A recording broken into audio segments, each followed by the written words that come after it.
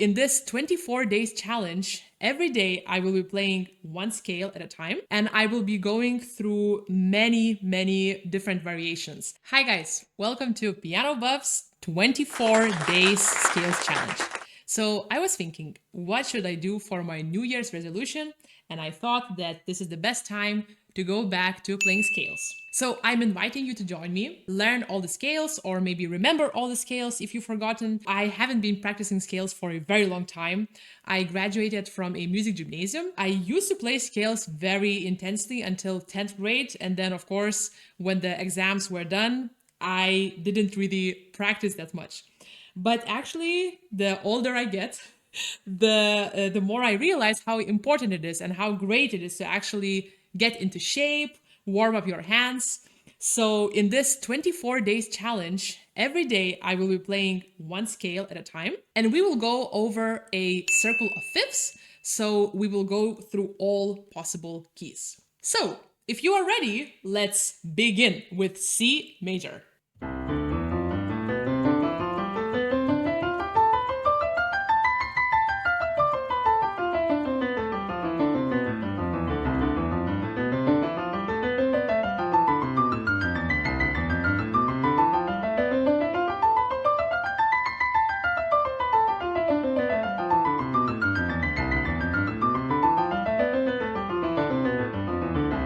You can see how my eyes are running around the keyboard. It's really funny. So what I've done, I basically played the C major up and down, and then I did the contrary motion, which is it's supposed to be more difficult. So this is a good training for your brain as well. Now let's increase the speed.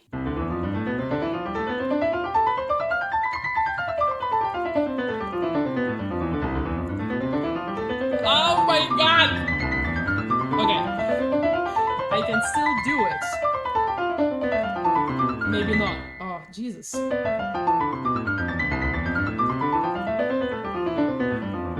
Okay, so that was not as glamorous as I expected. So many people think that C major is the easiest key, but actually, since we don't have any sharps or flats, it's quite hard to know where you should put the right finger. For example, in the C major, you always put forefinger on the D, and then you have to remember that you put third finger on A. So it gets all confusing. And I remember learning about perfect position for your hand, which was, I think, said by Frédéric Chopin. And he actually used motion like this. So as you can see, I'm using my thumb on E, then F sharp, G sharp, A sharp, and C. And this is because, of course, as you can see, you have second finger, third finger, and fourth finger longer. So this lies beautifully on the keyboard. Okay, let's go back to playing scales. So the next thing on my menu for today is thirds.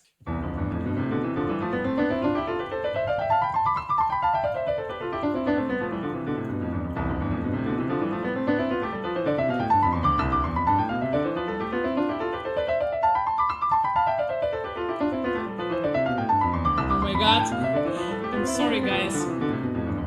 Okay, so you heard that my left hand was a bit awkward. I actually found a couple of exercises how you can practice improving the flow of your scale. Check this out. So if you look at the line number 1, you'll see that you can actually put accents on every single note. So you know what? Let's go back to playing thirds. So what you do is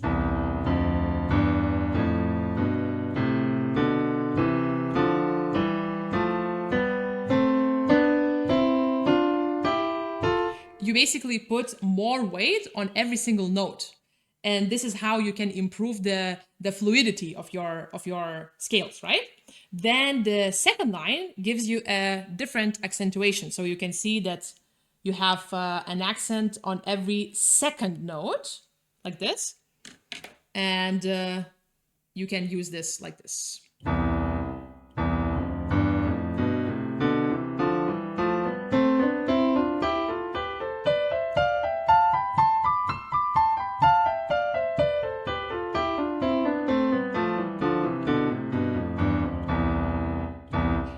Then let's go for example, to the third line, you can practice this in triplets. So now, moving forward, instead of playing simple third, I will play the same scale using triplets in tenths.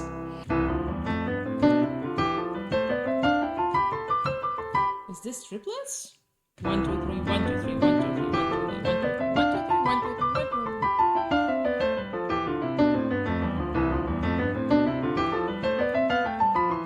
3. Okay, this is more difficult than I expected because I never practiced like that. I always play the scales from the bottom to the top because yes, I was a lazy student, but now I want to get better with you. Together, we can do this. This is our New Year's resolution. Okay.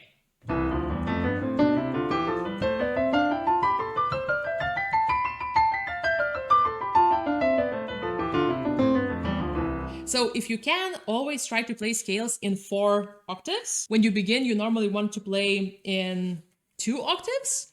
But if you want to really reach a good level and playing fast, you want to use the whole keyboard. So you always play in 4 octaves. So moving on, let's play some arpeggios. So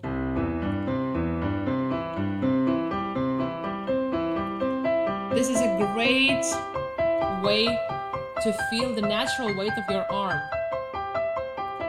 You also want to move in circular motions to feel completely grounded and very, very free on the keyboard.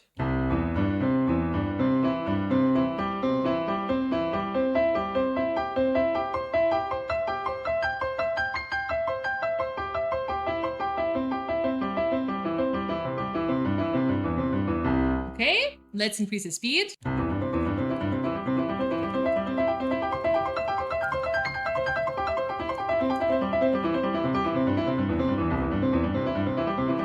I don't know why I'm going again. My hands just went twice, I'm sorry. But this is how it's done. And next on the menu, we will have broken chords. So now what we're doing, we always playing the tonic, right? The tonic, the root position from C, because it's C major. So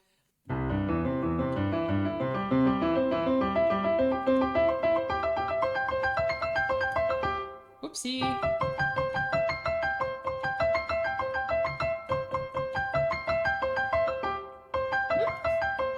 My left hand is not listening to me. So when this happens, the perfect thing to do is to play your left hand separately, okay? So, of course, this is very, very uncomfortable because you want to lie a little bit to the right.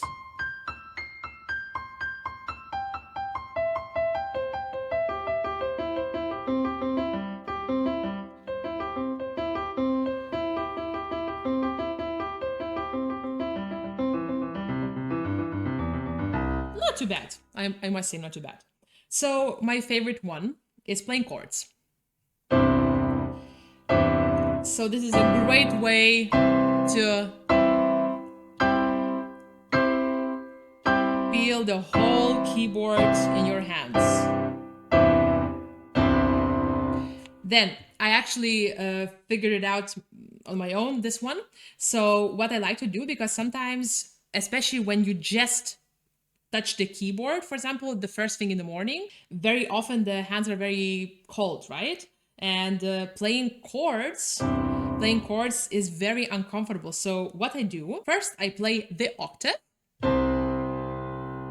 and then I add the middle voices.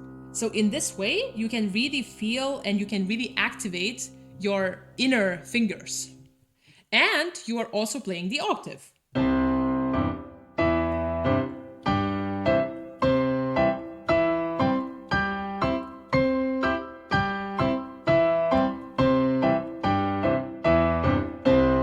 Let's increase the speed. Whoops.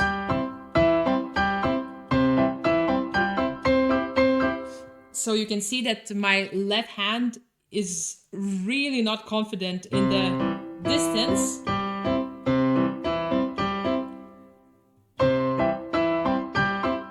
you want to try to lock in how does the octave feel, right? Because they always feel the same.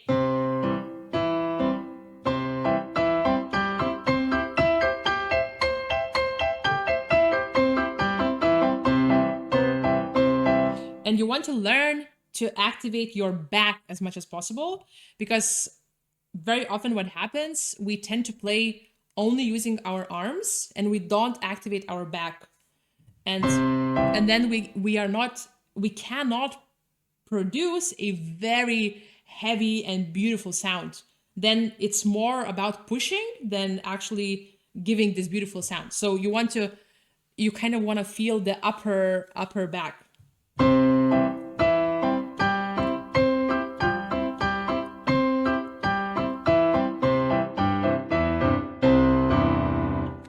What is next on our menu? We have long arpeggios. This is very fun, especially in C major. So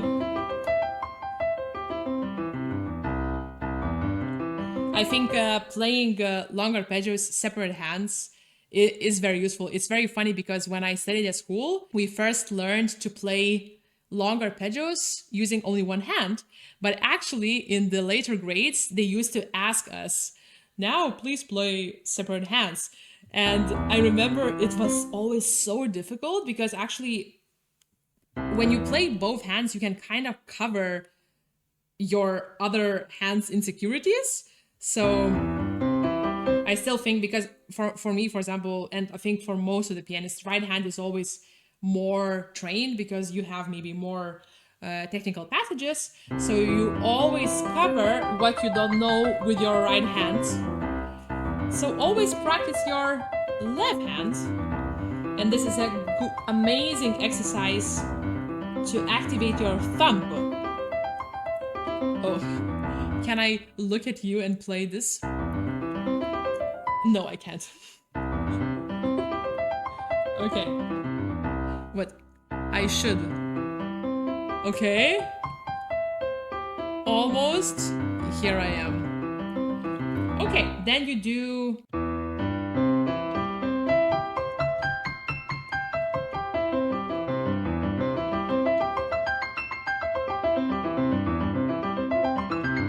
And you can do the same thing by using a contrary motion, right? So you can play long arpeggios and separate your hands. And the second inversion.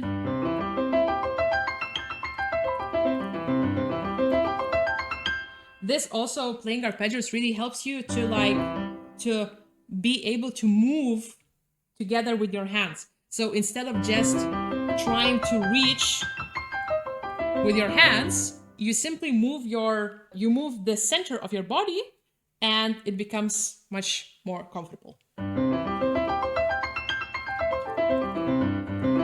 I might be sitting a little bit too close. Basically, my buttocks was covering too much of my chair, and I couldn't really put the natural weight so much on the keyboard. So always try to sit a little bit almost on the edge of the chair, because if you sit a little bit like this, you always give all your weight simply to the back. So you want to sit a little bit more like this. Okay, second inversion.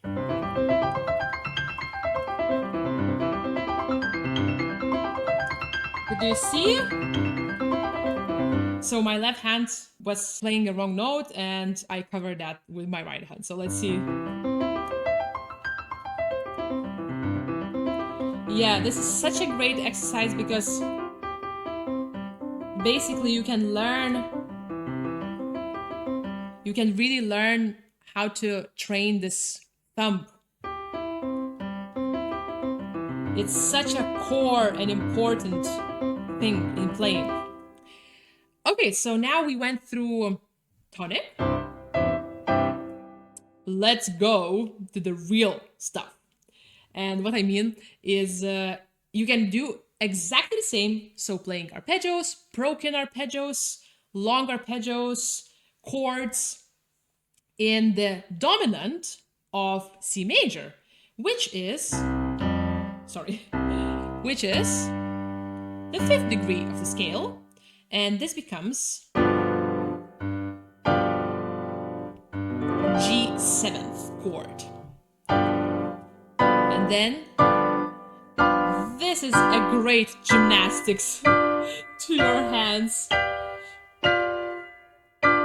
I really love playing these chords because they're simply so big and you have to really expand your hand and avoid playing these chords in the beginning of your warm-up. You don't want to tense your hands, right? So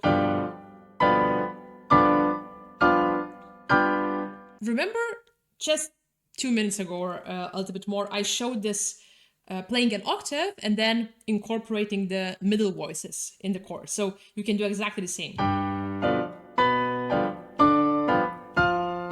And this is even better because you have to expand and play 3 notes instead of 2, what we did before.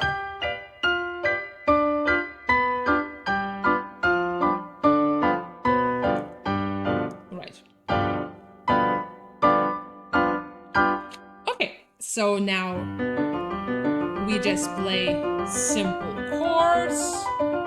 Of course, you can always increase the tempo, so don't forget the rotation. Okay, my left hand is 100% weaker, so I don't want to even play fast because it's really uneven. Oh! So you see what I mean, why C major scale is difficult and this dominant chord, because really some notes are close to each other, like F and G, and then you have this bigger space, so it's really about, for example, here, it's really uncomfortable.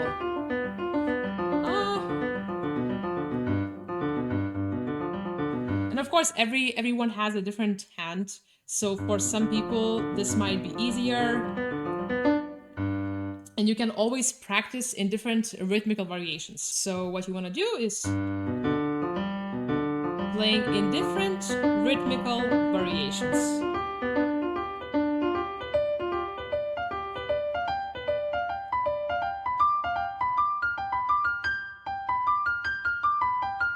Then, for example, you can, I did that every second note, and now you can do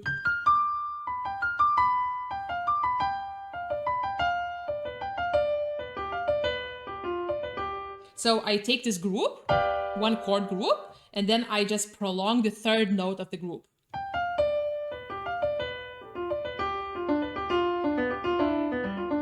Ouch.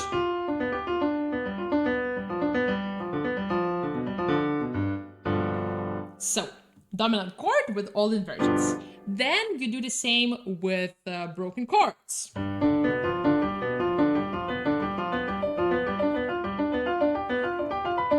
Okay.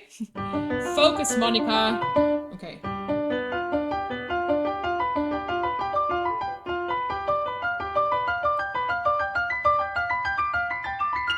Okay, long way till the excellence.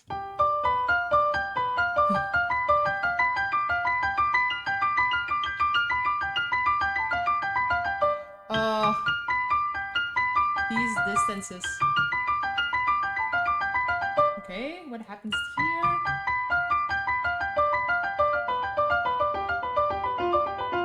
I can feel how my left hand is more tired than my right hand. Okay, so the whole fun, it begins with long chords.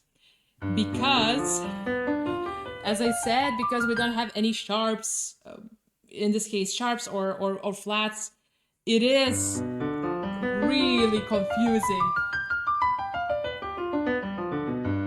And you can see that one note is shooting out. So you always want to aim to play it very smoothly. Legato, right? Connecting every single note together. this was a first inversion.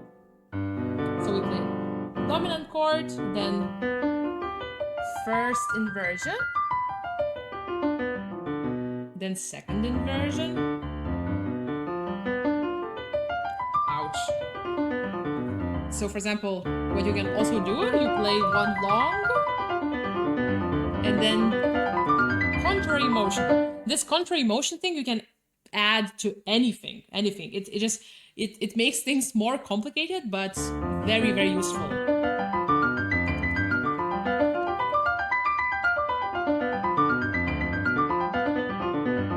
Ugh, ugly truth.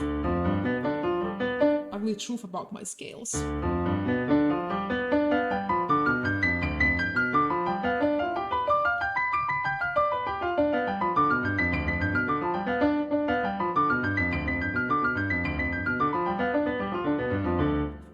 So we have a root position, then first inversion, second inversion, and third inversion, right? So, and the difficulty is that we have second here, the interval.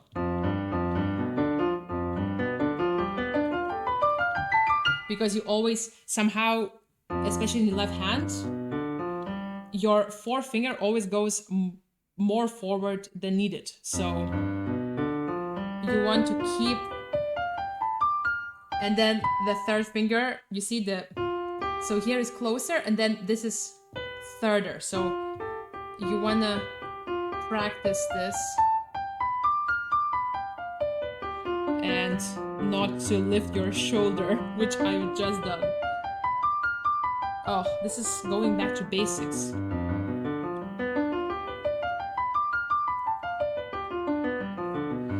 Okay, let's do some rhythmical variations.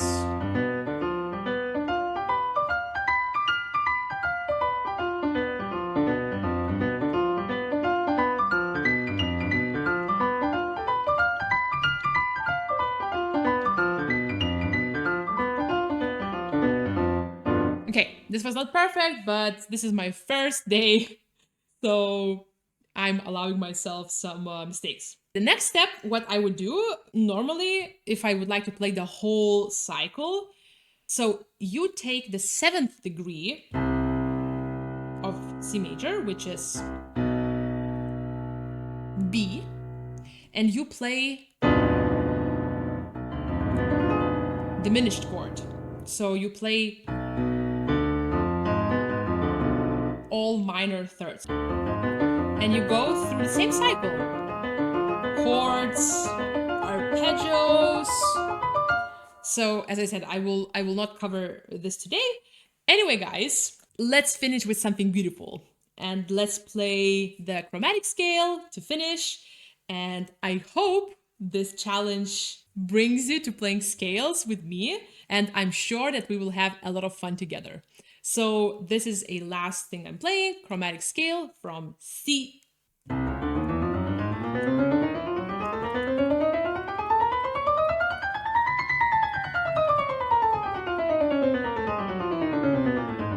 Okay, contrary motion.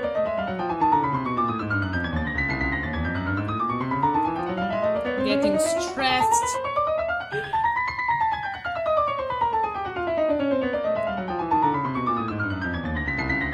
Don't give up.